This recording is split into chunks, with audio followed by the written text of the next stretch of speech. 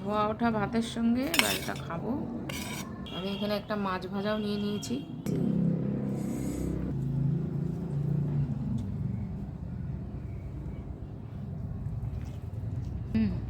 কিছু কিছু খাবার জানো তো মনকে শান্তি দেয়, এটা হচ্ছে সেই খাবার। আজকে করব হচ্ছে কাঁচা টমেটো ভাজা। কাঁচা টমেটোকে এরকম লম্বা করে কেটে আমি সমস্ত দানা ফেলে দিয়েছি, ভালো করে ধুয়ে নিয়েছি। কড়াইতে দিয়েছি সর্ষের তেল, দেবো একটা শুকনো লঙ্কা ফোড়ন, সর্ষে, টমেটোগুলো দিয়ে জালটাকে জোরে করে দেবো আর সর্ষে লঙ্কার মধ্যে টমেটোটা মিশিয়ে দেবো।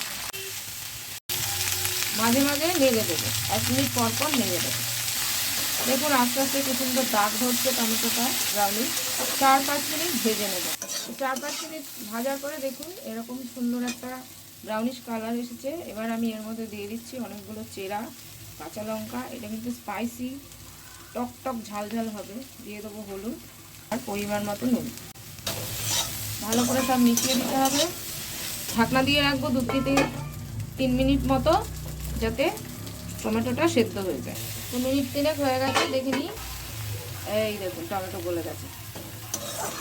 এইবার আর কিছুই না, জালটা আবার একটু জোরে দিয়ে নেড়ে চেড়ে নামিয়ে নেব।